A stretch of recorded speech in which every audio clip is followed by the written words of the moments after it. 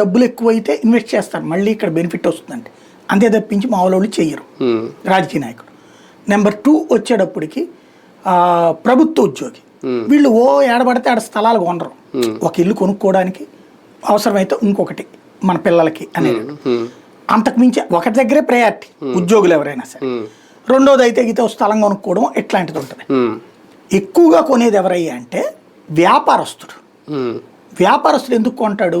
రూపాయి మిగలగానే ఇప్పుడు నా దగ్గర ఈ నెల 5 లక్షల లాభం వచ్చింది, 5 లక్షలు పెట్టేసి ఒక స్థలం కొనేస్తే ఇంకో 10 లక్షలు అంటే 15 లక్షల స్థలాన్ని కొనేస్తాడు ఇతను, బ్యాంకులో లోన్ తీసుకుని.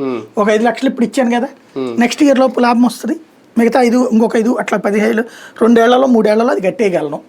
ఇక్కడ షూరిటీ ఆ వ్యాపారం ఉంది కాబట్టి 15 లక్షలు 3 ఏళ్లలో కట్టేయగలను.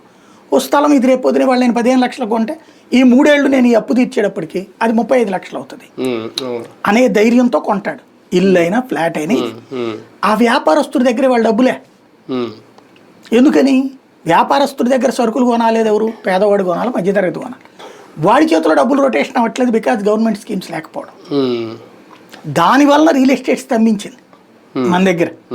చేతిలో జనం చేతిలో డబ్బులు ఆడుతుంటే వ్యాపారాలు నడుస్తాయి, వ్యాపారాలు నడుస్తుంటే రియల్ ఎస్టేట్ నడుస్తుంది, కొంటారు. ఇక్కడ మూలం దగ్గర దెబ్బ కొట్టేస్తుంది.